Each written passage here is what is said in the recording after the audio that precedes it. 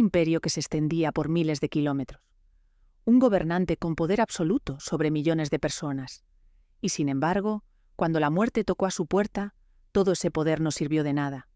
El 17 de junio de 1631, Mumtaz Mahal, la emperatriz consorte del imperio mogol, exhaló su último aliento.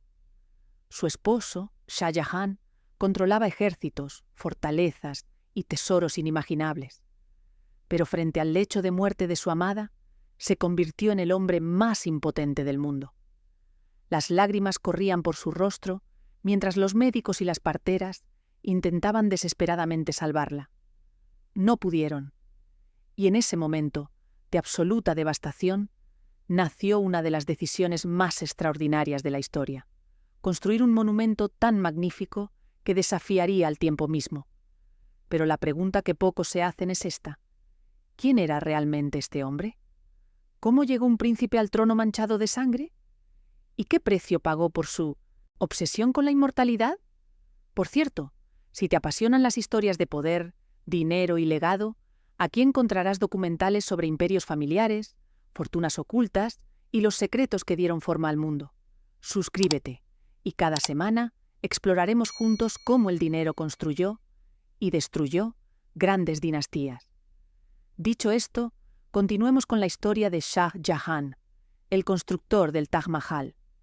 El hombre que la historia conoce como Shah Jahan nació el 5 de enero de 1592 en Lahore, en el actual Pakistán, entonces la capital norteña del Imperio Mogol. Su abuelo, el emperador Akbar, quien gobernó durante casi medio siglo, desde 1556 hasta su muerte en 1605. Le dio el nombre de Khurram, que significa jubiloso en persa. El padre del príncipe Khurram era el príncipe Salim, el tercer hijo del emperador Akbar, y su esposa principal, Meryam Uz-Zamani Begum. Dado que sus hermanos mayores habían muerto en la infancia cuando Akbar falleció en 1605, Salim ascendió al trono como el emperador Jahangir Jahangir. Podía ser un gobernante concienzudo con amplios intereses en la ciencia, la religión y la filosofía, pero también era un personaje impredecible, propenso a la embriaguez y la violencia.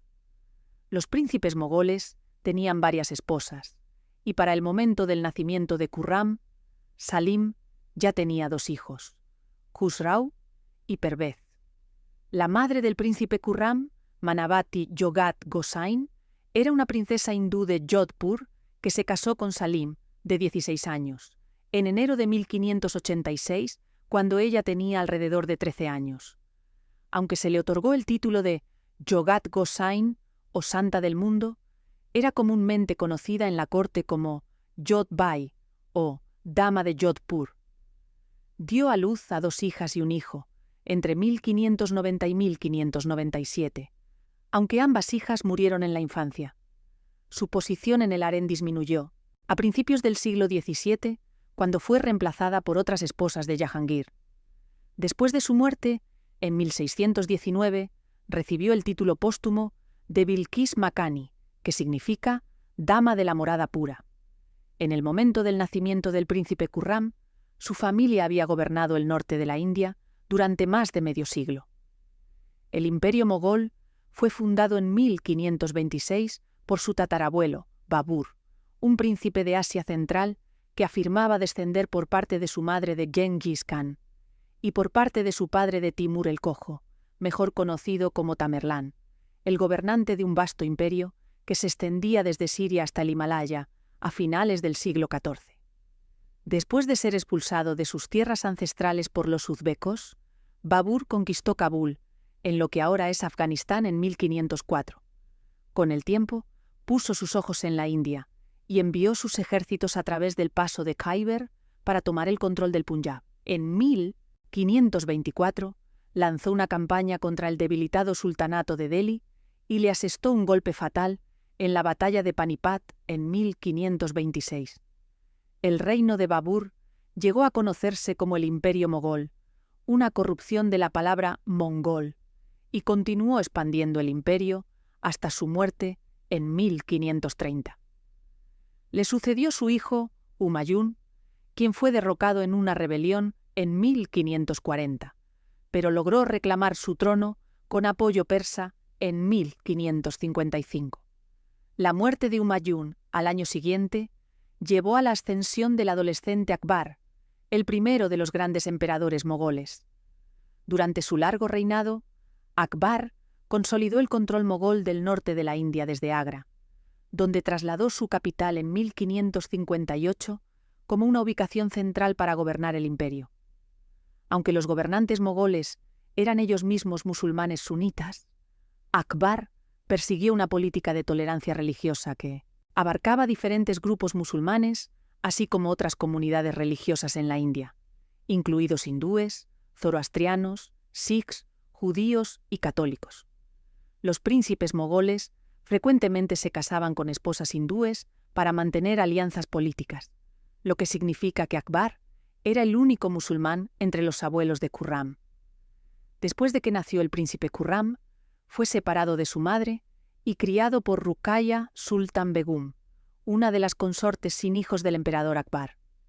Lady Ruqayya estaba devotamente dedicada a Khurram y lo crió como si fuera su propio hijo.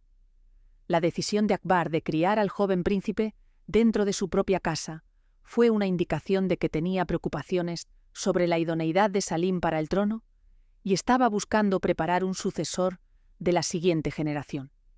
Según la tradición, el joven príncipe comenzó a recibir su educación en mayo de 1596, cuando tenía 4 años, 4 meses y 4 días de edad. La educación de Khurram fue inicialmente supervisada por Qasim Beg, un erudito y poeta persa de Tabriz. El sucesor de Qasim fue Hakim Ali, un médico de Gilani, en el oeste de Persia, que además de actuar como médico personal de Akbar, también era un distinguido matemático y arquitecto. Hakim era un amigo cercano del príncipe heredero Salim, y por lo tanto gozaba de la confianza tanto del abuelo como del padre de su estudiante. Mientras que el idioma y la literatura persa formaban el núcleo de los estudios del príncipe Khurram, también recibió lecciones en el idioma túrquico ancestral de la familia, así como en astronomía, aritmética, medicina, religión e historia. Fuera del aula, recibió entrenamiento militar de oficiales en la corte, comenzando con lecciones de tiro con arco a los 5 años y usando armas de fuego desde los 8 años. El príncipe también se familiarizó con los elefantes, los majestuosos animales que eran apreciados por la familia real y montados durante ocasiones ceremoniales y en el campo de batalla en la India. En 1598, cuando Khurram tenía 6 años, su padre, el príncipe Salim, tenía la intención de llevarlo a una campaña contra el obstinadamente independiente reino de Mewar en Rajastán, a lo largo de la frontera moderna entre India y Pakistán. El emperador se negó y, en cambio, llevó al niño en su propia campaña militar contra los sultanatos de Ahmadnagar, Bijapur y Golconda en la meseta del Decán, que cubre la mitad sur de la India. Las hostilidades habían comenzado en 1593, pero el liderazgo incompetente de los hijos menores de Akbar, Murad y Daniyal convenció al emperador de tomar el mando personal. En noviembre de 1598, Khurram acompañó al ejército de su abuelo mientras marchaba hacia el sur desde Lahore. Durante el viaje, el niño enfermó de viruela y fue tratado por su tutor, Hakim Ali, y un médico egipcio, Tulesirib. Ejército real pasó entonces la mayor parte de un año en Agra antes de continuar su progreso. Para cuando Akbar llegó en marzo de 1600, su hijo Murad había muerto como resultado de beber en exceso. El emperador no mostró mucha tristeza por la muerte de Murad, especialmente porque su tercer hijo, Daniyal, había dejado el alcohol y mostraba signos de ser más responsable. Mientras Daniyal estaba en camino para retomar el mando militar, los ejércitos mogoles habían ganado una serie de victorias bajo el mando interino del historiador de la corte y erudito Abu al-Fadl al-Alami, quien inesperadamente demostró ser un líder militar talentoso y dinámico. Con el príncipe Daniyal restaurado al favor, el príncipe Salim estaba convencido de que su hermanastro iba a ser designado como heredero de Akbar en su lugar. En agosto de 1600, Salim abandonó su brutal guerra de pacificación en Mewar y se rebeló contra su padre al tomar el control de la fortaleza de Allahabad, en la confluencia de los ríos Yamuna y Ganges, ahora conocida por su nombre Hindi de Prayagraj. Akbar inicialmente prestó poca atención a la rebelión de Salim y se concentró en sus objetivos militares en el Decán, conquistando el fuerte de Ahmadnagar en agosto. A lo largo del invierno, mientras Salim asumía nuevos títulos y comenzaba a acuñar su propia moneda, Akbar finalmente reconoció la gravedad de la situación en el norte. A finales de abril de 1601, el emperador abandonó su campaña en el sur y marchó hacia el norte para enfrentar a Salim, con Khurram y Khusrau a cuestas. Aunque Akbar inicialmente dudó en tomar acción militar, resolvió hacerlo cuando Salim se negó a retroceder. Después de que Salim lanzó una ofensiva fallida contra Agra en 1602, el emperador colocó a Abu al-Fadl al mando de un ejército para aplastar la rebelión. Salim respondió a esta amenaza, ordenando el asesinato de Abu al-Fadl en agosto de 1602. Akbar quedó devastado por el asesinato de su comandante y la corte permaneció de luto durante varios días. A principios de 1603, Akbar y Salim finalmente se reconciliaron después de que el príncipe Daniyal reanudara su consumo excesivo de alcohol y Salim fuera restaurado a la sucesión. Esta reconciliación resultó ser de corta duración. Salim regresó rápidamente a Allahabad, pero abandonó su rebelión a finales de 1604, después de la muerte de la madre de Akbar, Mariam Makani. Sus perspectivas mejoraron en marzo de 1605, cuando el príncipe Daniyal murió de envenenamiento por alcohol a los 32 años. Sin embargo, Akbar permaneció inseguro sobre su hijo sobreviviente y consideró pasar el trono al príncipe Khusrau, de 15 años, en su lugar. Para resolver el asunto, organizó un duelo entre elefantes de los establos de Salim y Khusrau. El príncipe Khurram, de 13 años, se sentó junto a su abuelo en el balcón real para presenciar el concurso entre los elefantes campeones de su padre y su hermanastro. El elefante de Salim, Kirambar, rápidamente ganó la ventaja y forzó a su adversario hacia el río Yamuna. En un momento durante los procedimientos, Akbar envió a Khurram al ruedo para separar a los elefantes. Aunque el duelo de elefantes había confirmado la sucesión de Salim en la mente de Akbar, el emperador de 63 años estaba en mala salud y había muchas intrigas políticas para intentar frustrar su decisión. Durante el verano de 1605, Khurram permaneció al lado de su abuelo moribundo y fue completamente leal a su padre, de quien dependían sus propias perspectivas políticas. Mientras los partidarios de Khusrau presionaban por su sucesión entre los cortesanos de élite, Salim se coló en el palacio imperial e hizo una demostración de su lealtad a Akbar justo antes de que el emperador muriera a finales de octubre de 1605. Después de presidir los ritos funerarios del emperador fallecido, Salim ascendió al trono una semana después y adoptó el nombre de Jahangir, que significa conquistador del mundo. Los asociados cercanos de Jahangir, que recientemente se habían unido a él en la rebelión en Allahabad, ahora fueron ascendidos a altos cargos. Ansioso por disipar la imagen de que carecía de la habilidad de su padre, Jahangir emitió una serie de edictos con el objetivo de promover el comercio, protegiendo a los comerciantes, mejorar la salud, construyendo nuevos hospitales y prohibiendo el alcohol, y defender los intereses de las comunidades rurales contra los grandes terratenientes. Aseguró el apoyo de los cortesanos fieles de Akbar, promoviéndolos y aumentando su paga, incluidos algunos que habían sido defensores de la sucesión de Khusrau.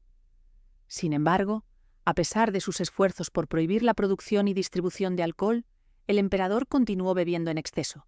Esto lo hacía propenso a cambios de humor y juicios arbitrarios, incluso mientras se esforzaba por aparecer como un dispensador imparcial de justicia, al instalar una cadena de justicia física hecha de oro y campanas que conducía desde la cámara de audiencias imperial hasta el patio de abajo. En teoría, cualquiera que tirara de la cadena podía comunicar sus quejas directamente al emperador, pero en realidad solo los funcionarios de alto rango podían acceder al patio real. Después de la ascensión de su padre, el príncipe Khurram continuó su educación y amplió su estudio de materias que incluían filosofía, arte, religión y guerra. El príncipe Khusrau, por otro lado, fue mantenido bajo estrecha supervisión en cautiverio efectivo. Aunque había perdido la mayor parte de su respaldo político, a principios de abril de 1606, Khusrau decidió rebelarse contra su padre y escapó del fuerte de Agra, dirigiéndose a Lahore, donde esperaba establecer su base. Aunque obtuvo apoyo en el camino, Khusrau encontró las puertas de Lahore cerradas para él y sitió la ciudad. Jahangir respondió prontamente, enviando un ejército que cubrió los 708 kilómetros hasta Lahore en 17 días. El emperador siguió a su vasto ejército y dejó al joven Khurram como regente en Agra. A finales de abril de 1606, el ejército imperial derrotó decisivamente al príncipe rebelde, quien pronto cayó en cautiverio. Khusrau fue obligado a presenciar las brutales ejecuciones de sus generales y asociados antes de que le cosieran los ojos y lo enviaran a una celda de prisión sin ventanas, un destino agonizante, pero teóricamente reversible. Después de que la rebelión fue derrotada, Khurram, de 14 años, cabalgó hacia la ciudad de su nacimiento para unirse a su padre. La casa imperial permaneció en Lahore durante el invierno, durante el cual Jahangir consideró cuál de sus dos hijos restantes debería ser su heredero. Jahangir inicialmente parecía favorecer a su hijo del medio, Pervez, de 17 años, pero para la primavera de 1607 señaló su preferencia por Khurram al darle la autoridad para autenticar decretos imperiales. A Khurram también se le otorgó el rango de corte de 8.000, que venía con la obligación de financiar 8.000 infantes para el ejército. Además, Khurram recibió el permiso de tener una cortina de seda escarlata en la entrada de su tienda, un honor reservado para el emperador mismo. Jahangir permaneció en Lahore para supervisar la defensa exitosa de Kandahar de un ataque persa antes de trasladarse a Kabul en abril. Poco antes de que la comitiva imperial partiera hacia los terrenos de caza en Kabul, el príncipe Khurram fue comprometido con Arjumand Banu, la nieta de 13 años de Ghiyas Beg, un erudito persa que fue patrocinado por el difunto Akbar y sirvió como maestro de la casa real. Las perspectivas matrimoniales del príncipe Khurram recibieron un gran revés en septiembre de 1607, después de que su secretario privado le informara de un complot de los asociados de Khusrau para asesinar al emperador. Khurram inmediatamente informó a su padre del plan, y el emperador debidamente ejecutó a los 4 cabecillas. Como uno de los hijos de Ghiyas Beg estaba entre los hombres ejecutados, el maestro de la casa real fue arrestado y multado, y el inminente matrimonio de Khurram con Arjumand ya no era políticamente aceptable. Se encontró una novia de reemplazo para Khurram a finales de 1609 durante las negociaciones entre Jahangir y el Shah Abbas de Persia. Por lo tanto, en diciembre de 1609, Khurram, de 18 años, se casó con una mujer persa de Kandahar lejanamente relacionada con la familia real. No se le otorgó un título elaborado que generalmente se otorgaba a las novias reales, sino que simplemente era conocida en la corte mogol como Kandahari Begum o Dama de Kandahar. Mientras que el matrimonio elevó el estatus de Khurram en la corte, estaba decepcionado por el nombramiento de su hermanastro, Pervez, como comandante en jefe del ejército en el Decán, un puesto que Khurram había esperado recibir.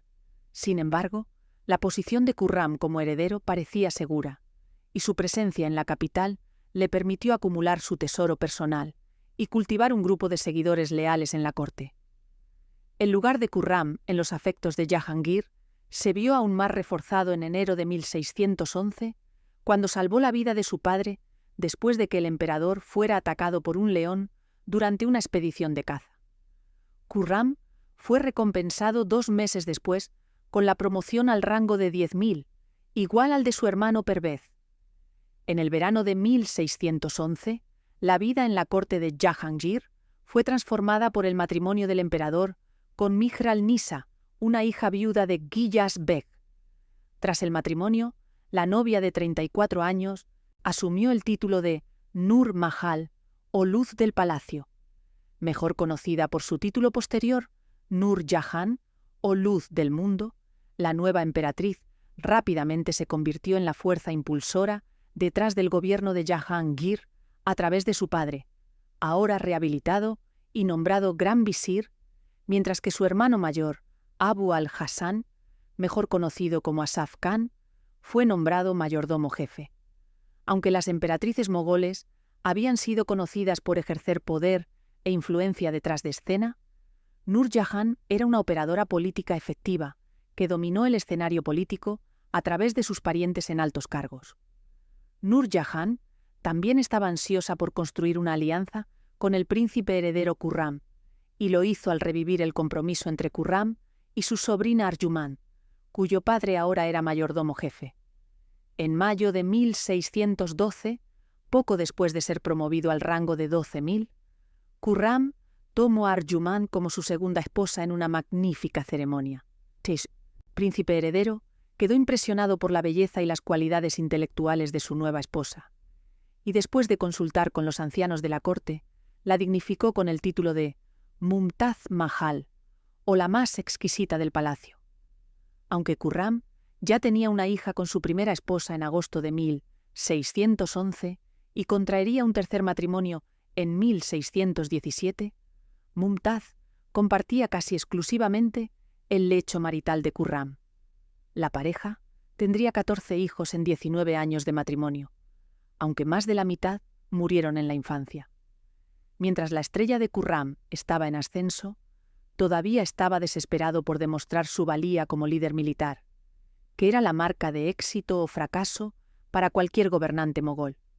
Su oportunidad llegó en 1613, cuando Jahangir resolvió lidiar con el reino de Mewar de una vez por todas. Jahangir ya había lanzado 4 campañas contra Mewar durante su reinado, pero a pesar de lograr diversos grados de éxito en el campo de batalla, Mewar sobrevivió. En el otoño de 1613, el emperador trasladó su corte a Ajmer como base desde la cual el ejército mogol atacaría la capital de Mewar, Udaipur. A finales de diciembre de ese año, Khurram, de 21 años, recibió el mando de una fuerza de 12.000 hombres para asestar el golpe final a Mewar. Después de asegurar la destitución del general veterano en la escena que se negó a obedecer las órdenes de Khurram, el príncipe estuvo en condiciones de nombrar a sus seguidores leales para los mandos subordinados, y pasó a liderar una campaña efectiva contra el enemigo, maniobrando constantemente contra el ejército de Mewar para obtener ventajas estratégicas. Los hombres de Khurram arrasaron el campo en el verano de 1614 y se prepararon para atacar Udaipur a principios de 1615. El gobernante de Mewar, Maharana Amar Singh, pidió la paz y se rindió a Khurram en febrero. El príncipe mogol fue magnánimo en la victoria y se hizo gran amigo del hijo del Maharana, Karna Singh. Cuando el príncipe victorioso condujo al ejército a Ajmer en una procesión triunfal, Jahangir rompió el protocolo al abrazar personalmente a su hijo. Ansioso por saborear su triunfo, Jahangir no mostró inclinación a regresar a Agra, y cualquier regreso a la capital fue pospuesto indefinidamente después de que un brote de peste llegara a la capital. Unas semanas después de la entrada triunfal de Khurram, dio la bienvenida al nacimiento de su primer hijo. Aunque Mumtaz Mahal ya le había dado 2 hijas, el niño recién nacido fortaleció el lugar de Khurram en la sucesión y recibió el nombre de Dara Shikoh, o Gloria de Darío, por Jahangir.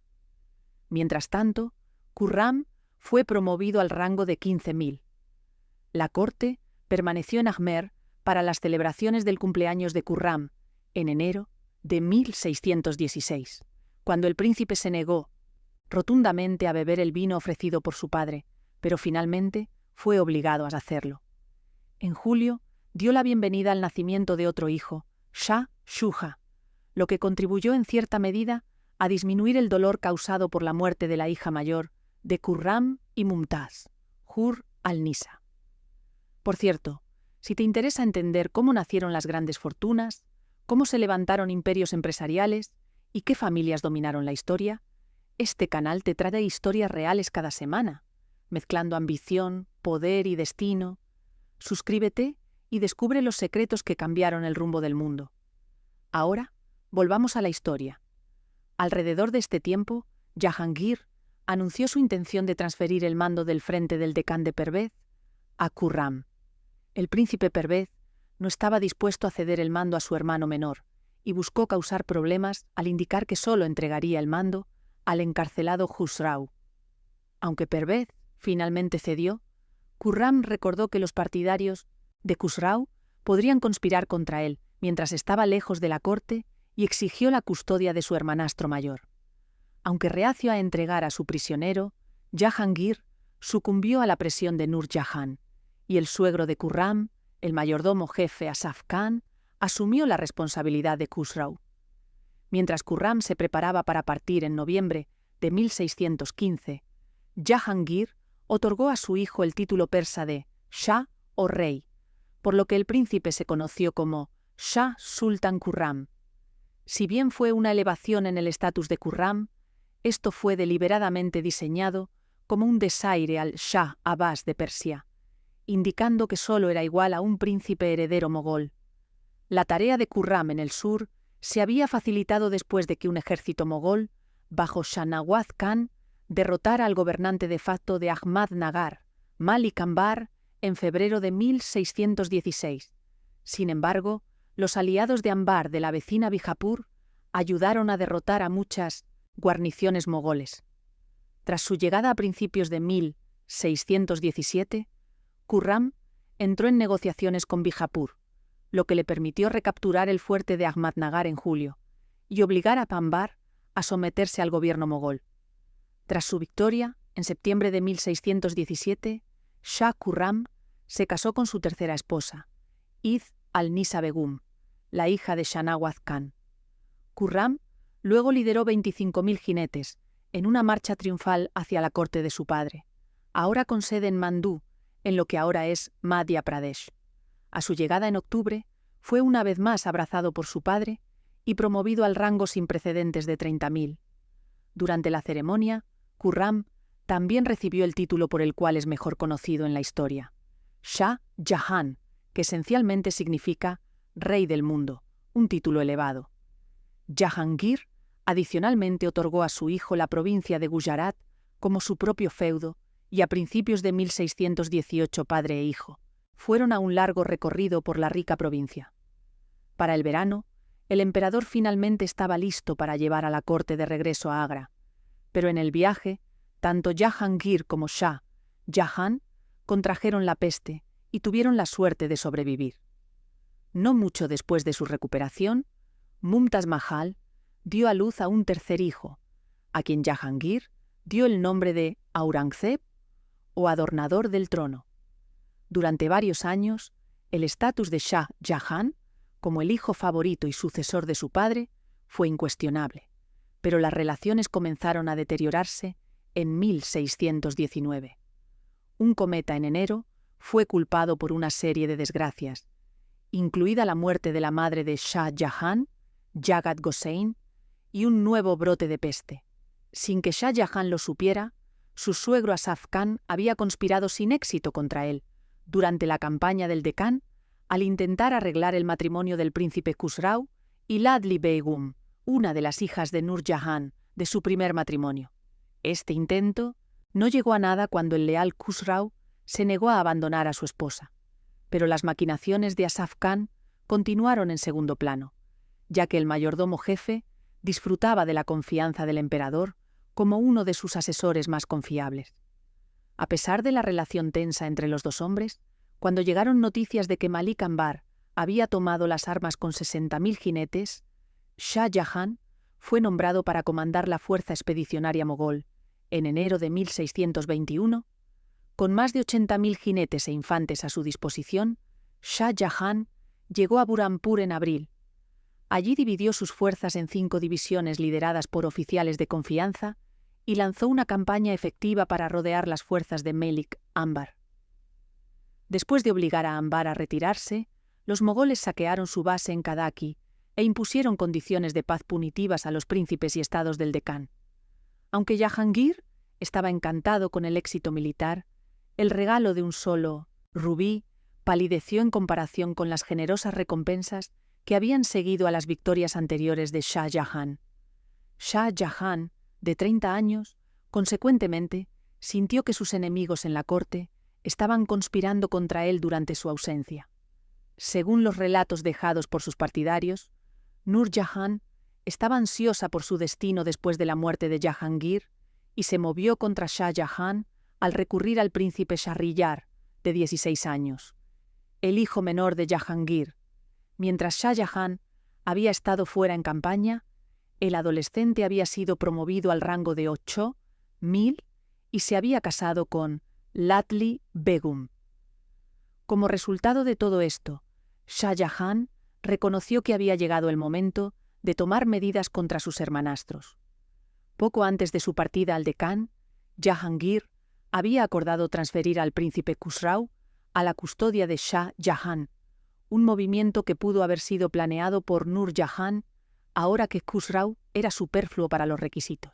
En febrero de 1622, Shah Jahan arregló el asesinato de su hermanastro mayor. A pesar de un esfuerzo poco sincero de dar la impresión de que Khusrau se había quitado la vida, el asesinato fue ampliamente condenado en todo el imperio. Con Shahriyar en ascenso, las perspectivas de Shah Jahan se vieron aún más disminuidas después de que Nur Jahan heredara la vasta propiedad de su padre fallecido, Giyas Beg, lo que le permitió sobornar a cortesanos influyentes para apoyar sus ambiciones.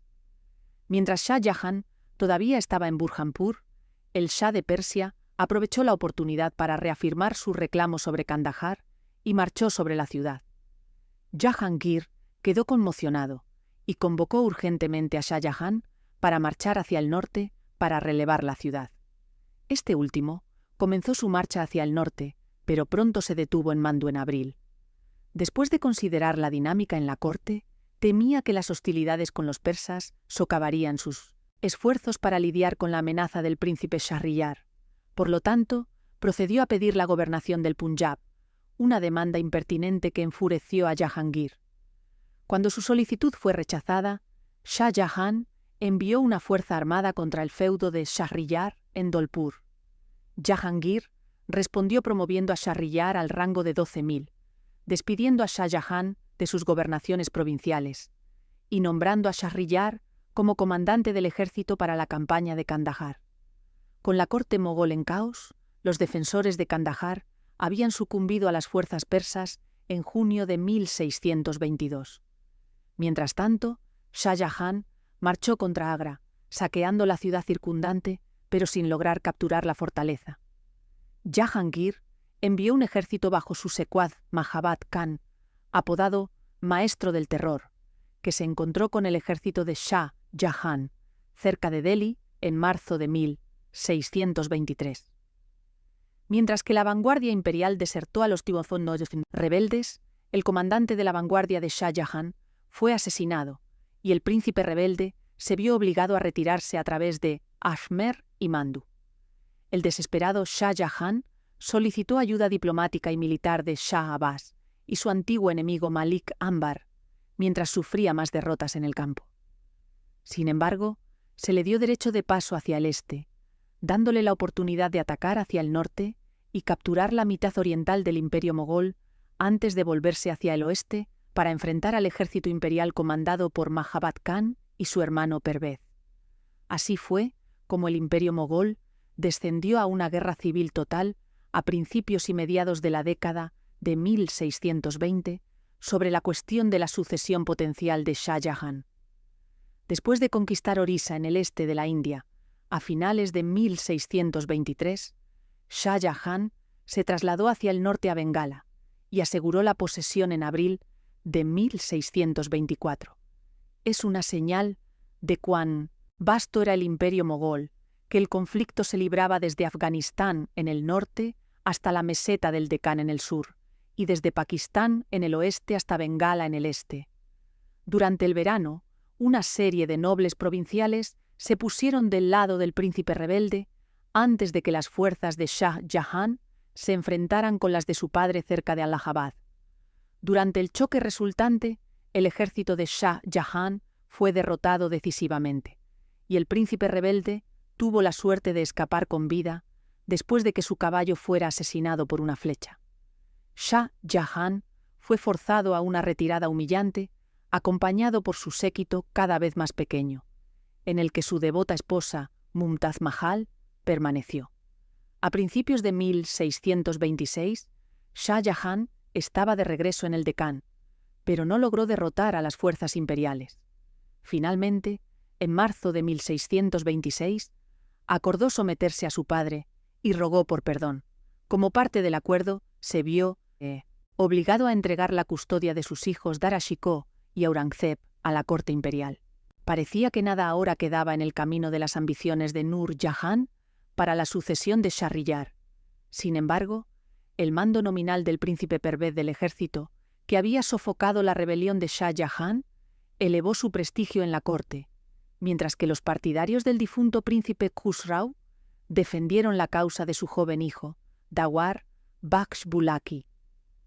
Los esfuerzos de Nur Jahan para moverse contra el príncipe Pervez, al degradar a Mahabad Khan, obligaron a este último a lanzar un motín.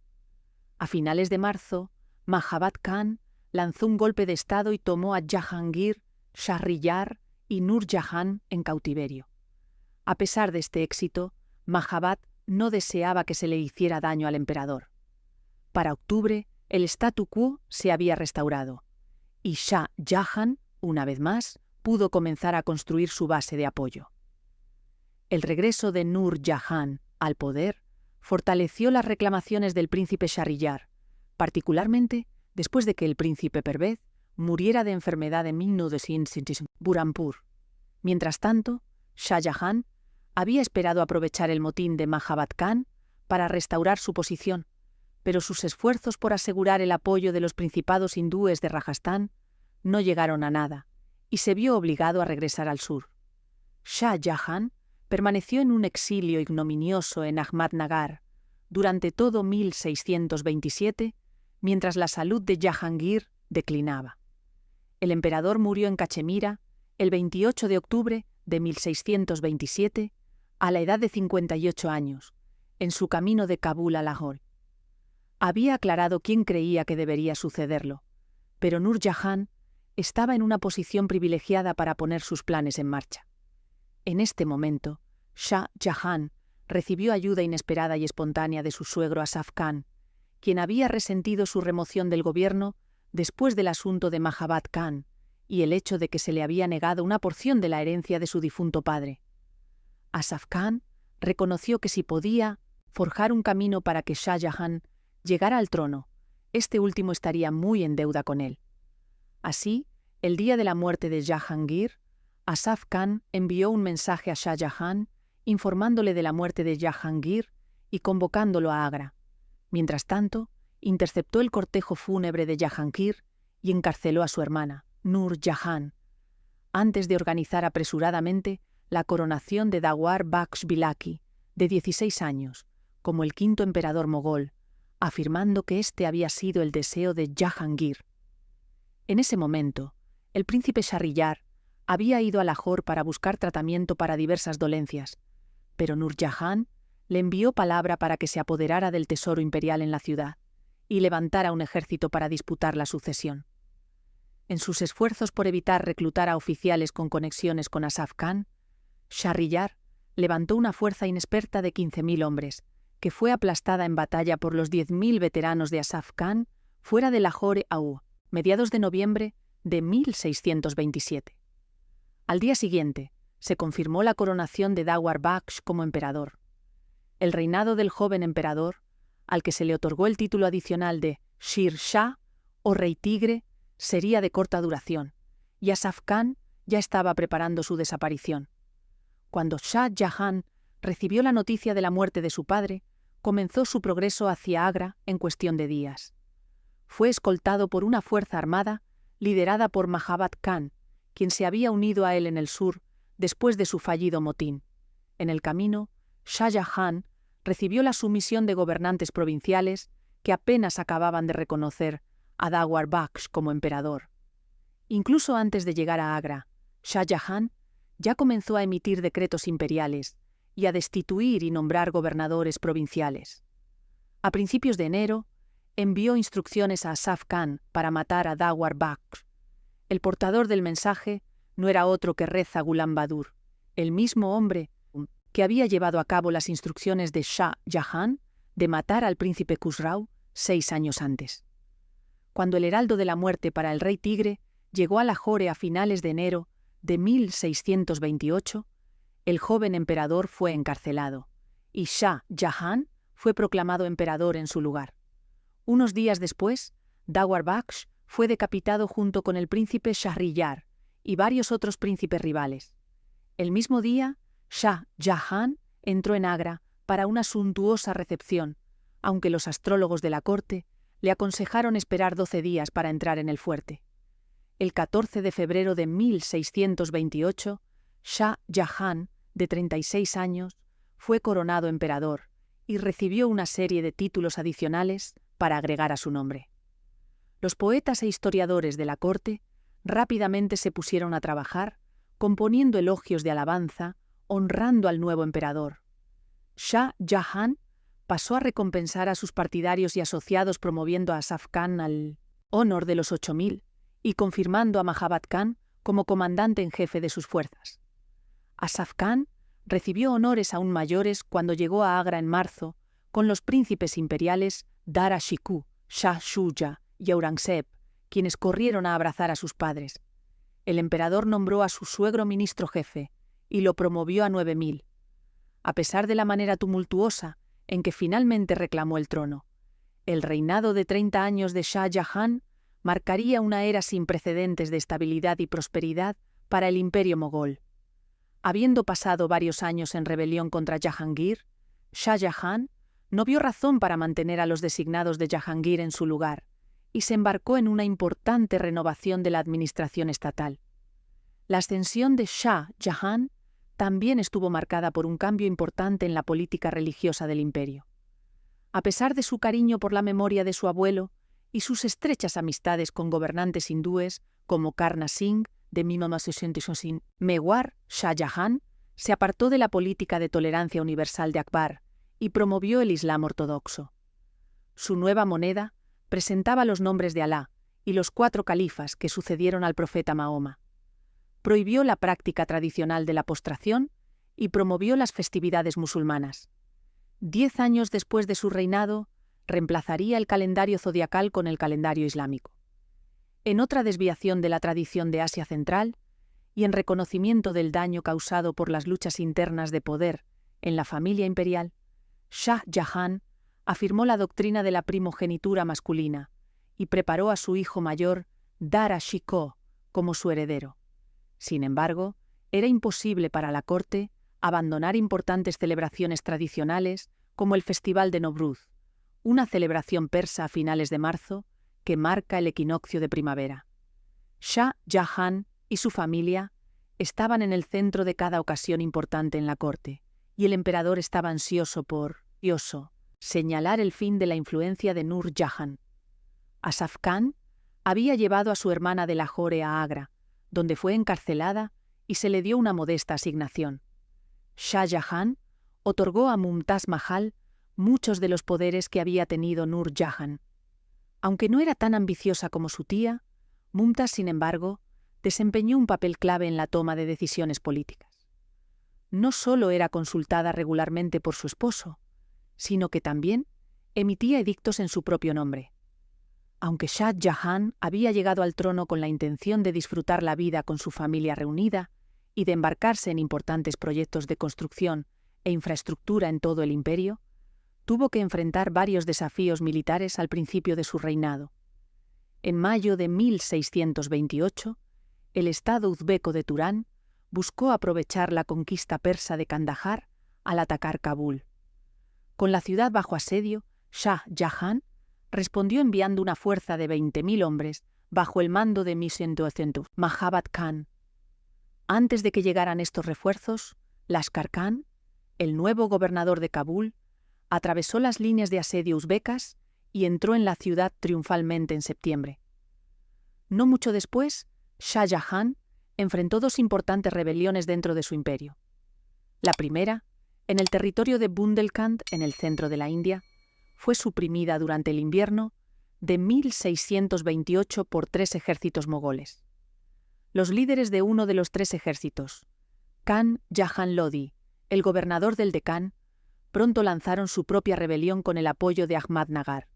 Había servido brevemente como comandante en jefe, bajo Jahangir, mientras Mahabad Khan estaba en desgracia y resentía ser nombrado en su puesto distante en Burhanpur. El emperador respondió rápidamente y envió una fuerza de 50.000 hombres y caballos para aplastar la rebelión. Shah Jahan siguió de cerca, llegando a Burhanpur en marzo de 1630. Los rebeldes recurrieron a tácticas de tierra arrasada para matar de hambre al ejército mogol, invasor al privarlos de cualquier recurso, obligando a los generales mogoles a requisar suministros de alimentos por la fuerza. A medida que el año se prolongaba, Shah Jahan decidió nombrar a su suegro, Asaf Khan, como comandante en jefe de la Fuerza del Sur. Esto galvanizó al comandante en funciones, Azam Khan, a la acción, y una serie de ataques implacables obligaron a Khan Jahan a huir.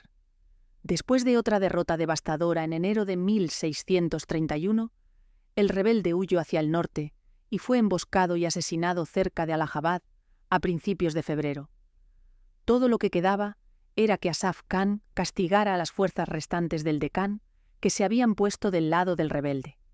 Tan pronto como se restauró la paz en el imperio, Shah Jahan sufrió una amarga tragedia personal que llevó a la construcción de una de las maravillas arquitectónicas más magníficas del mundo, un monumento al amor y la devoción de Shah Jahan a su amada esposa.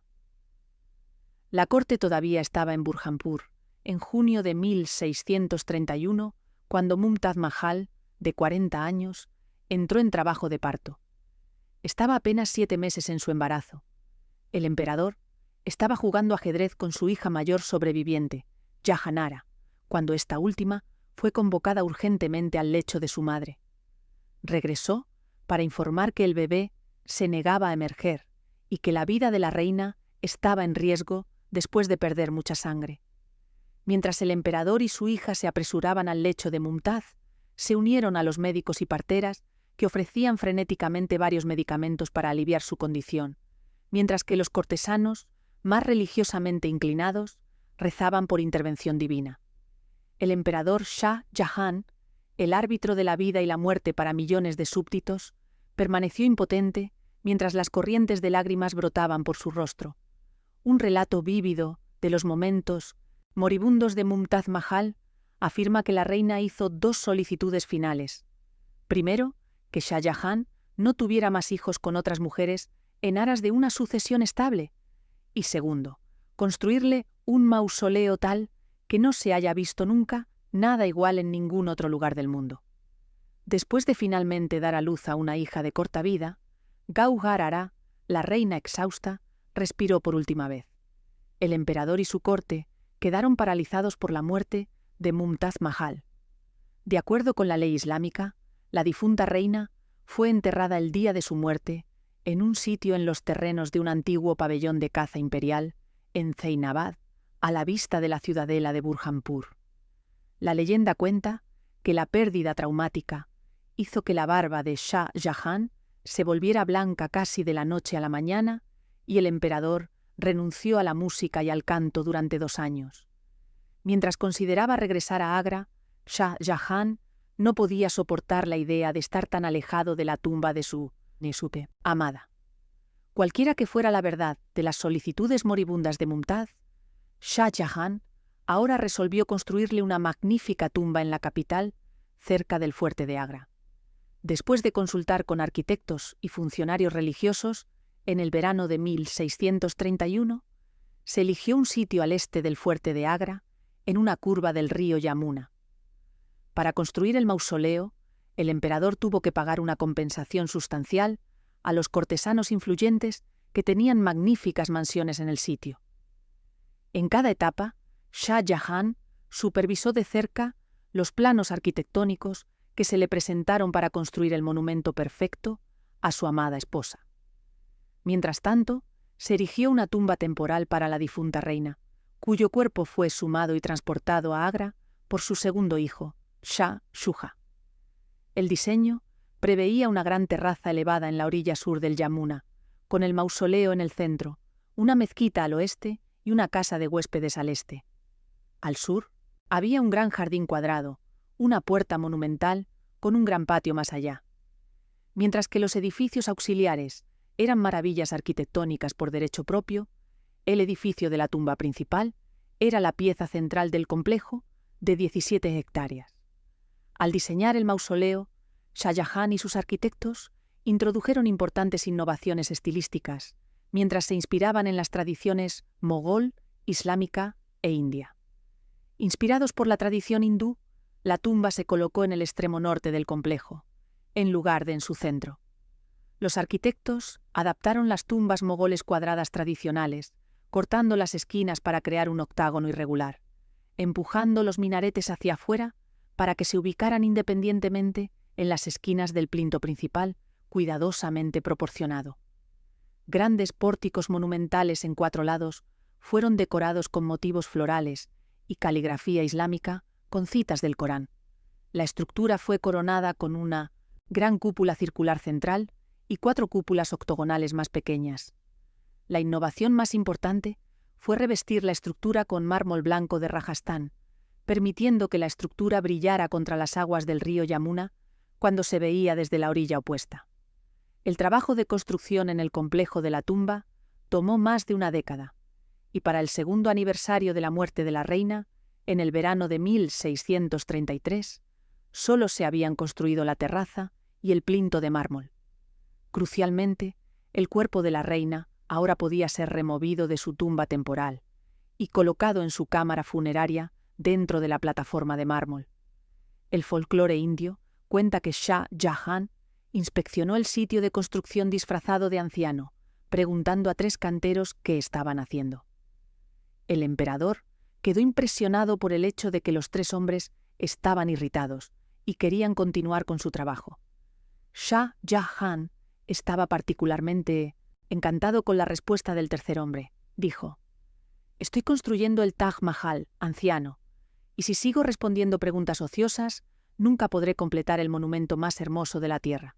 La construcción del Taj Mahal fue una empresa monumental que requirió la coordinación de miles de trabajadores y artesanos de toda Asia.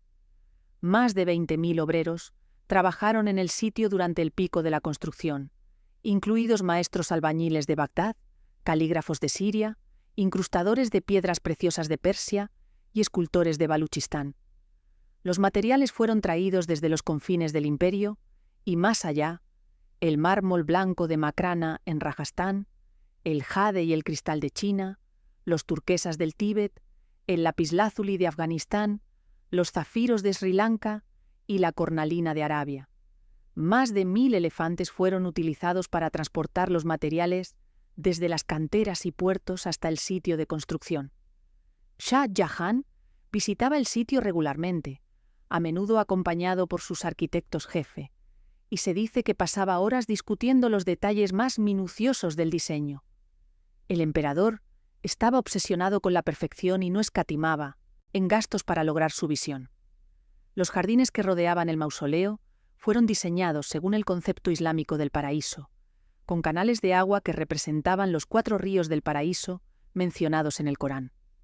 Los árboles frutales y las flores aromáticas fueron plantados cuidadosamente para crear un ambiente de serenidad y belleza eterna. El interior del mausoleo fue decorado con una exquisitez sin igual. Las paredes fueron adornadas con intrincadas incrustaciones de piedras semipreciosas, formando patrones florales y geométricos. La caligrafía coránica fue tallada con tal precisión que las letras parecían flotar sobre la superficie del mármol.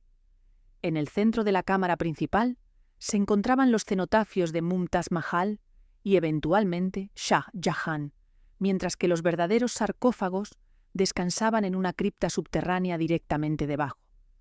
La estructura se completó oficialmente en 1643 para el 12º aniversario de la muerte de la reina.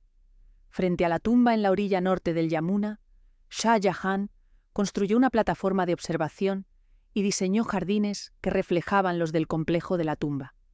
El proyecto de construcción había costado 5 millones de rupias en total, lo que equivalía a alrededor del 3% de los ingresos anuales del vasto imperio mogol. Los edificios dentro del complejo también requerían mantenimiento regular, que era apoyado por el alquiler de un complejo de bazar al sur de la puerta principal. Uno de los primeros viajeros europeos en describir la tumba completada fue el francés François Bernier, quien escribió en 1659: «Decididamente, pienso que este monumento merece mucho más ser contado entre las maravillas del mundo que las pirámides de Egipto».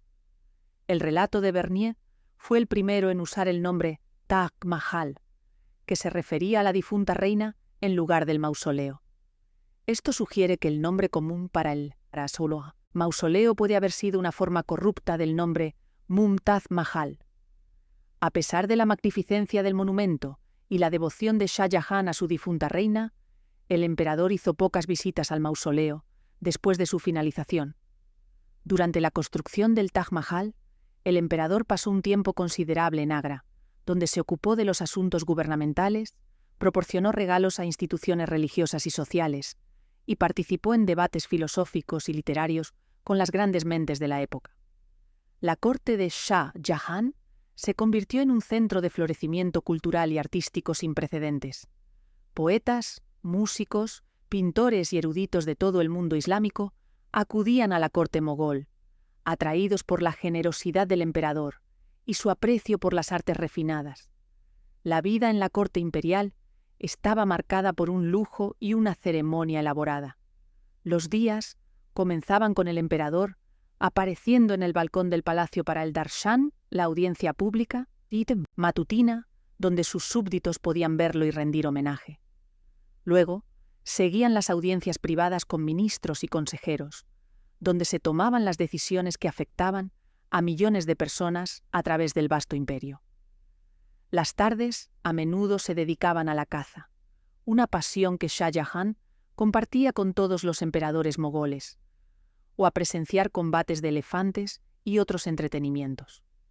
Las noches estaban reservadas para reuniones más íntimas con poetas y músicos, donde el emperador podía relajarse y disfrutar de las artes que tanto amaba. Shah Jahan era conocido por su refinado gusto en todas las cosas. Sus ropas estaban hechas de las sedas y brocados más finos, adornadas con joyas de valor incalculable. Su colección de armas incluía espadas con mangos enjollados, dagas con hojas de acero de Damasco y arcos compuestos decorados con oro y marfil. El emperador también era un conocedor de la arquitectura de jardines y creó numerosos jardines formales al estilo persa en Agra, Lahore y Cachemira, lugares donde podía retirarse del calor sofocante del verano indio y disfrutar de la frescura del agua y la vegetación. Sin embargo, detrás de todo este esplendor, Shah Jahan nunca olvidó el vacío dejado por la muerte de Mumtaz Mahal. Aunque tenía otras esposas y concubinas, ninguna ocupó el lugar especial que Mumtaz había tenido en su corazón. Sus hijos, especialmente su hija Jahanara, trataron de llenar este vacío proporcionándole compañía y apoyo, pero el emperador a menudo se encontraba mirando hacia el río Yamuna, hacia el mausoleo que se elevaba majestuosamente en la distancia, recordando a la mujer que había sido su compañera más querida durante 19 años. Fue un tiempo comparativamente pacífico en la historia del Imperio Mogol. Además de su generoso patrocinio de escuelas y hospitales, Shah Jahan gastó generosamente en un extenso programa de construcción, mejorando los fuertes en Agra, Lahore, Kabul y Burhanpur. Además del Taj Mahal, los principales logros arquitectónicos del reinado de Shah Jahan incluyen la mezquita del Viernes, cerca del fuerte de Agra, patrocinada por su hija Jahanara, quien cumplió muchas de las funciones de la corte previamente llevadas a cabo por su difunta madre. Uno de los mayores logros artísticos de la época fue un magnífico nuevo trono dorado, adornado con 9 millones de rupias en gemas del tesoro real.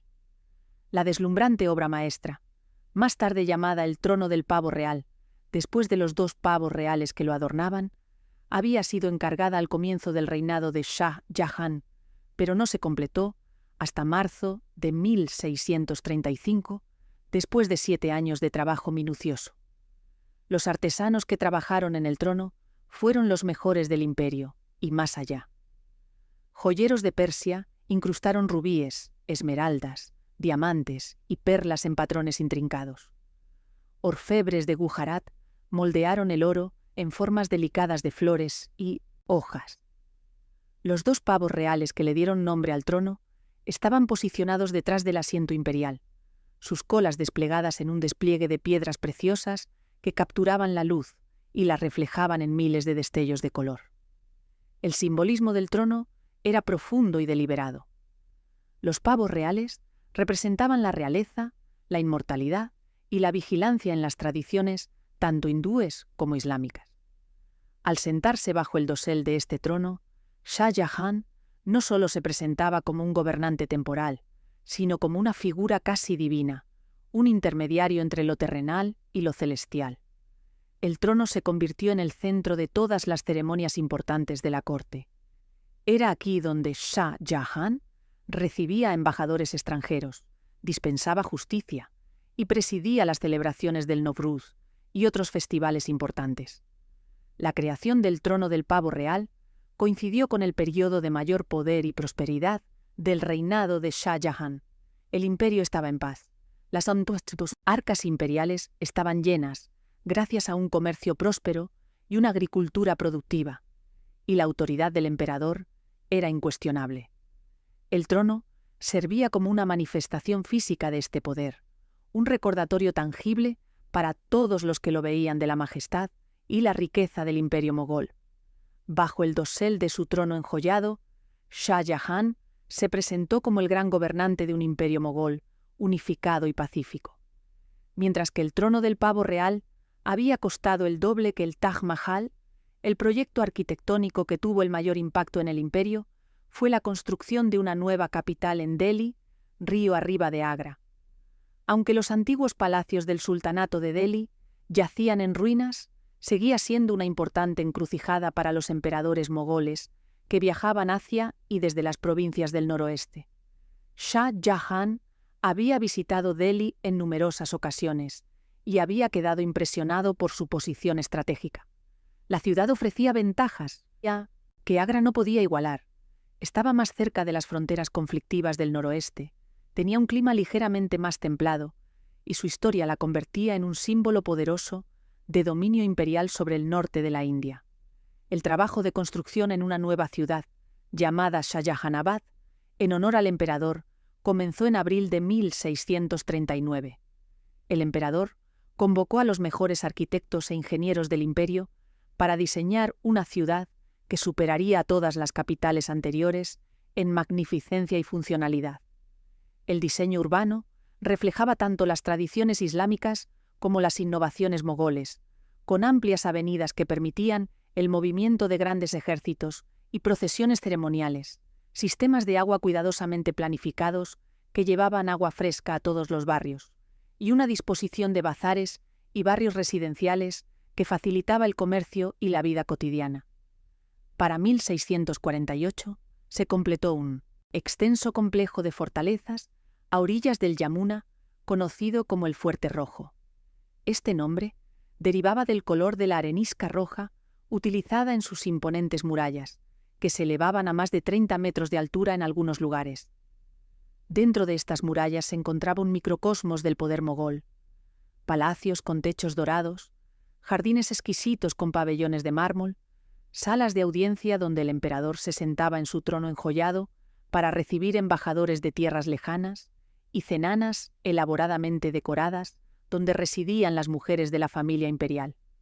Además de amplias avenidas, plazas expansivas y bazares bulliciosos, la ciudad contaba con varias mezquitas.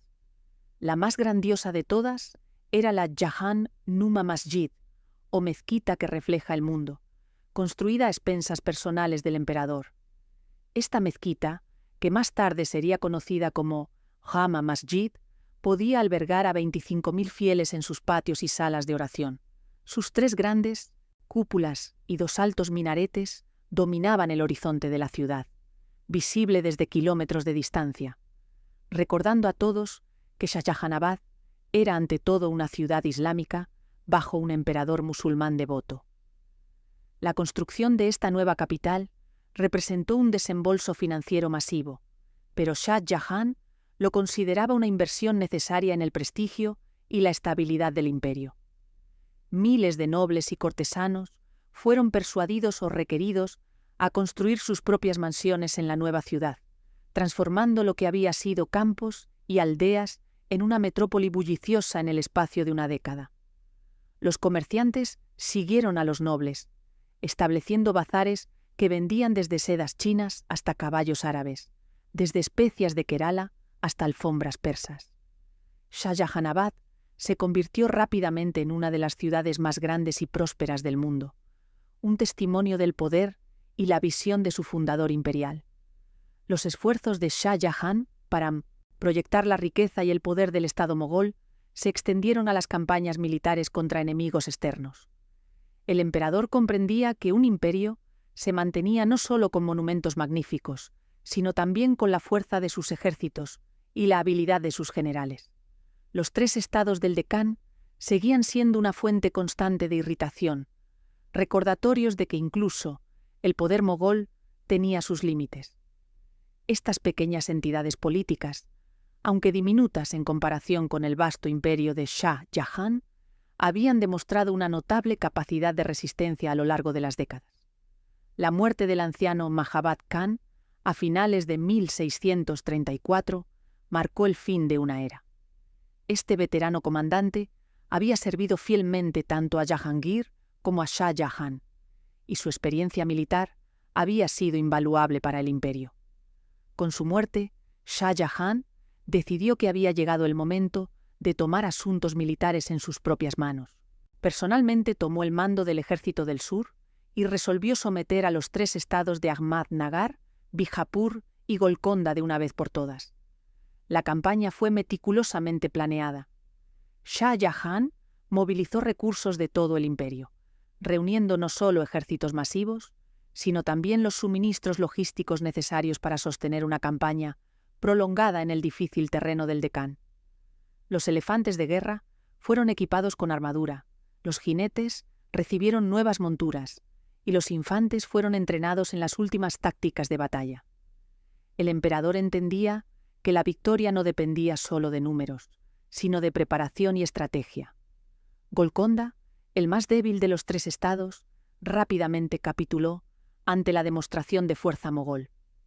Sus gobernantes, al ver los vastos ejércitos desplegados contra ellos, reconocieron la futilidad de la resistencia y negociaron términos favorables de rendición.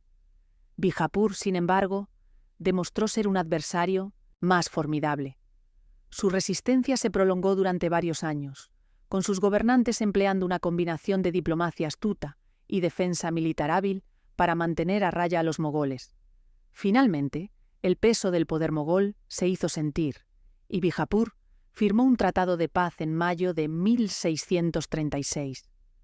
Los términos del tratado fueron generosos en algunos aspectos, reflejando el deseo de Shah Jahan de estabilidad más que de conquista total, pero dejaban claro quién era el poder dominante en la región.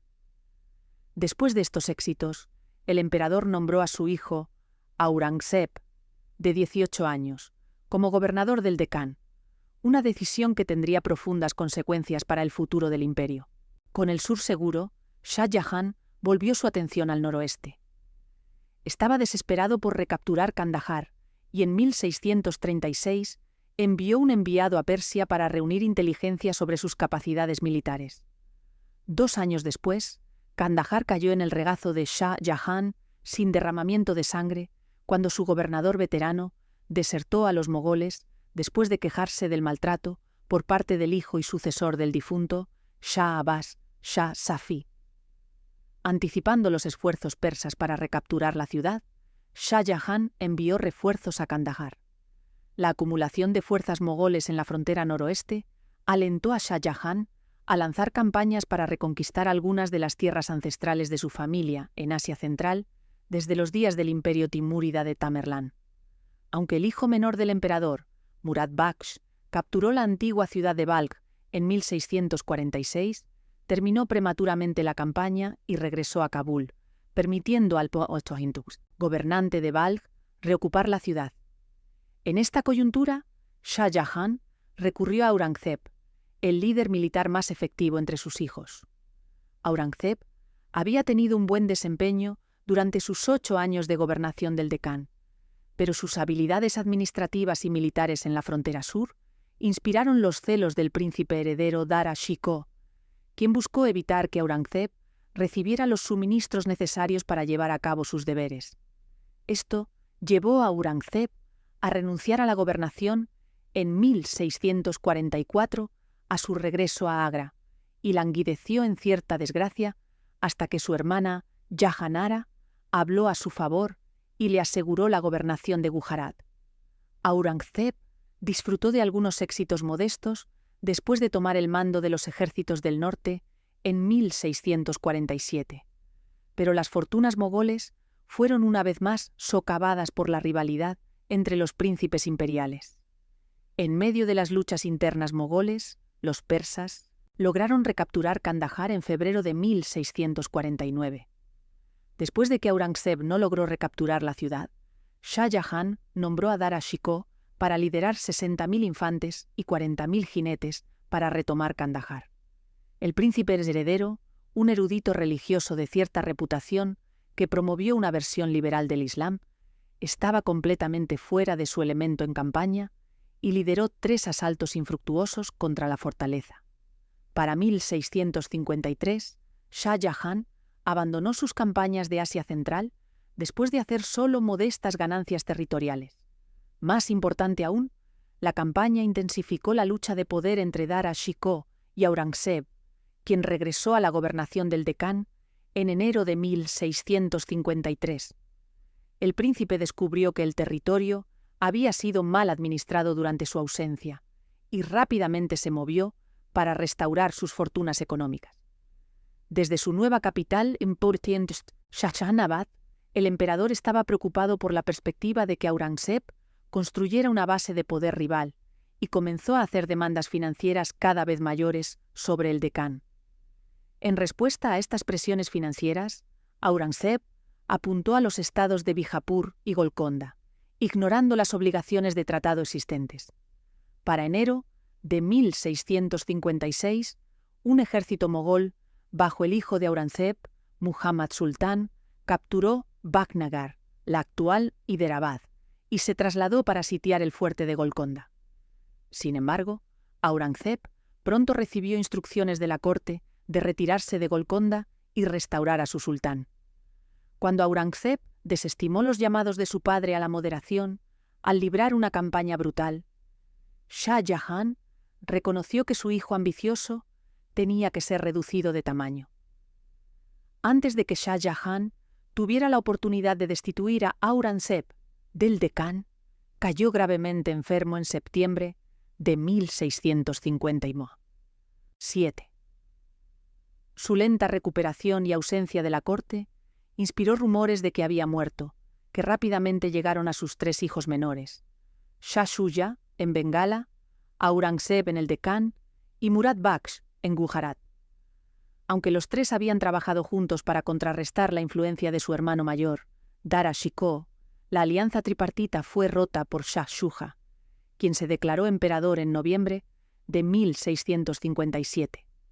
Unas semanas después, Murad Baksh también se declaró emperador en Ahmedabad.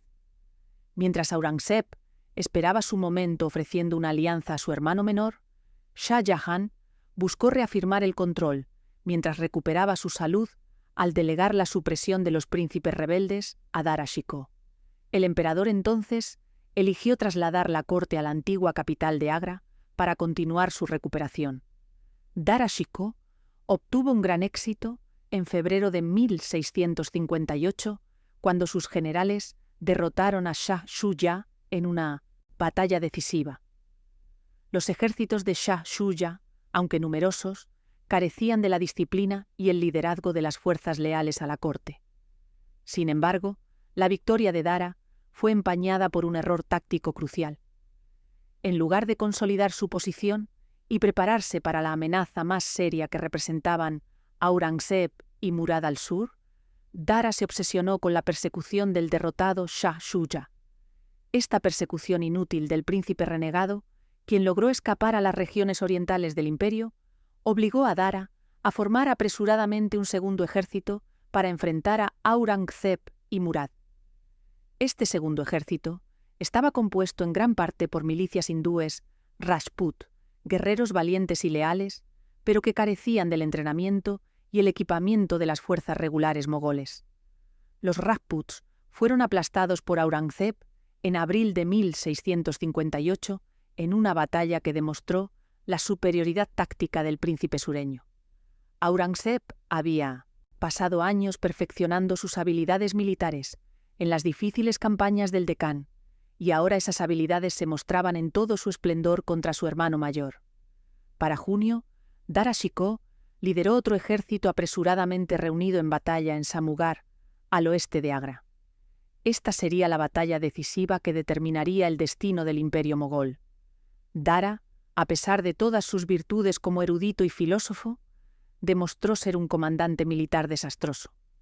Cometió error tras error táctico, posicionando mal a sus tropas, fallando en asegurar sus flancos, y subestimando consistentemente la astucia de Aurangzeb. Ambos ejércitos lucharon valientemente, y la lucha duró varias horas bajo el sol abrasador del verano indio. El campo de batalla se llenó de polvo y sangre, mientras miles de hombres se enfrentaban en combate mortal. La ignorancia del príncipe heredero de asuntos militares fue exacerbada por la traición de varios subordinados clave, que habiendo sido sobornados por los agentes de Aurangzeb o simplemente reconociendo hacia dónde soplaba el viento del destino, cambiaron de bando en momentos cruciales de la batalla. Uno de los comandantes de elefantes de Dara, que controlaba la poderosa vanguardia, simplemente se retiró del campo en medio de la lucha, dejando un hueco masivo en las líneas de Dara. Otro comandante, al mando de la caballería de élite, ordenó a sus hombres detenerse en el momento crítico, cuando un ataque decisivo podría haber cambiado el rumbo de la batalla. La derrota de Dara fue total y humillante. Miles de sus soldados yacían muertos en el campo, y los sobrevivientes huyeron en desorden. Aunque continuó reconociendo las reclamaciones de Murad al trono, Aurangzeb ya era el emperador de facto. En unos pocos días, dio instrucciones para que su padre fuera confinado a los cuartos del harén en el fuerte de Agra. Mientras se preparaba para una confrontación final con Dara Shikoh, Aurangzeb puso un rápido fin a la ficción del emperador Murad y arregló su encarcelamiento y posterior ejecución. Luego, se dirigió al norte a Shahjahanabad y montó el trono del pavo real, el 31 de julio de 1658, marcando el fin del reinado de 30 años de Shah Jahan. Entre los nuevos nombres adoptados por el nuevo emperador estaba Alamgir, conquistador del mundo.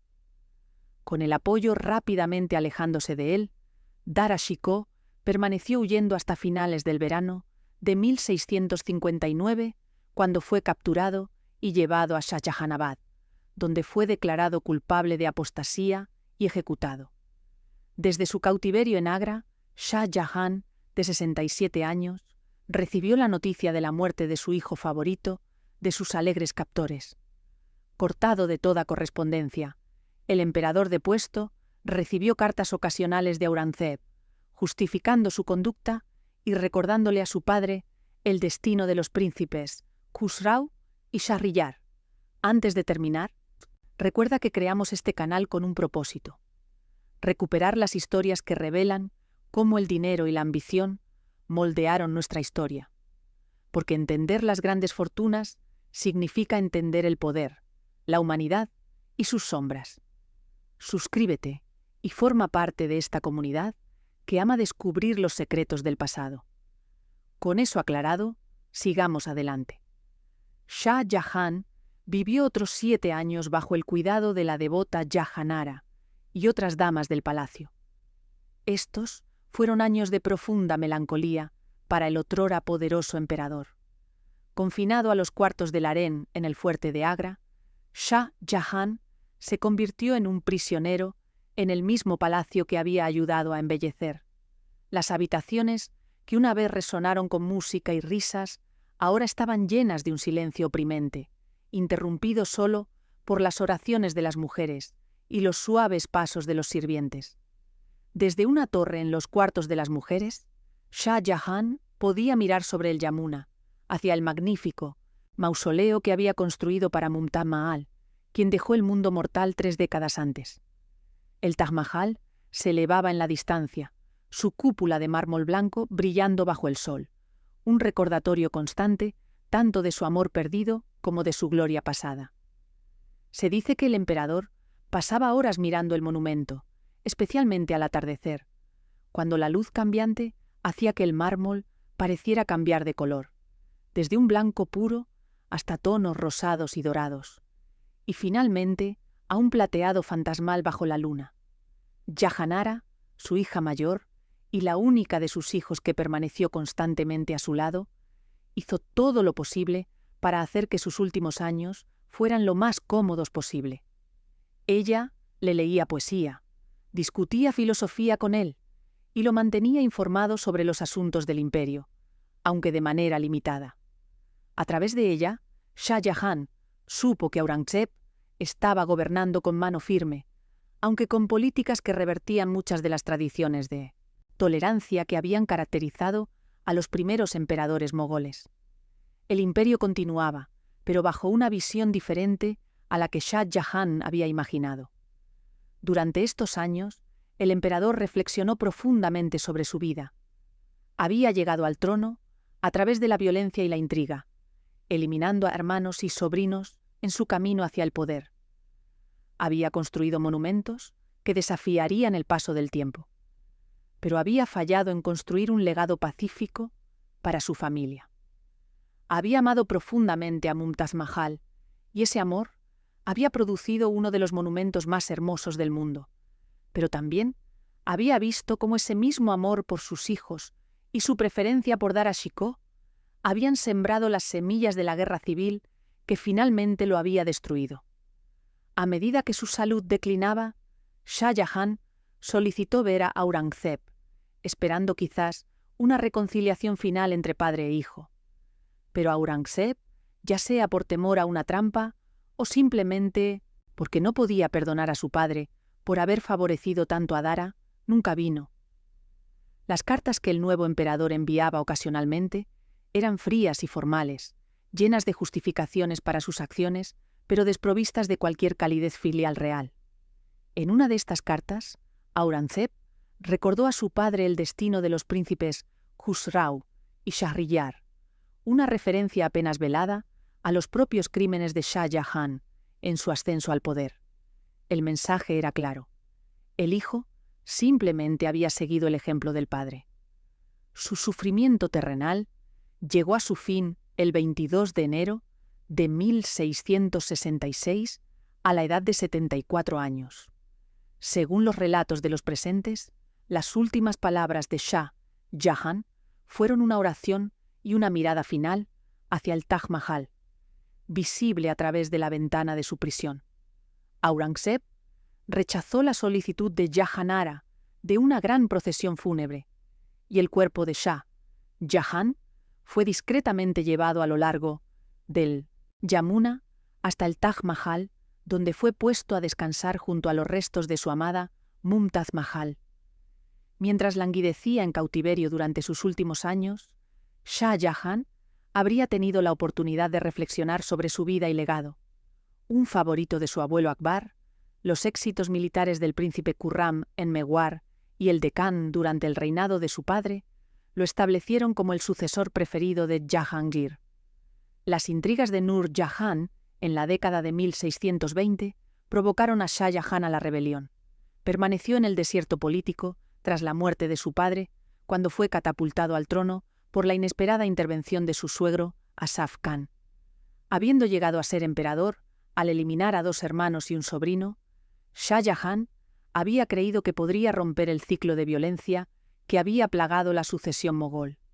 Implementó reformas, promovió la primogenitura y preparó cuidadosamente a Dara Shikoh para el trono, pero al final el ciclo de violencia continuó, y fue su propio hijo quien lo depuso, repitiéndose así un patrón que parecía estar inscrito en el ADN mismo de la dinastía mogol.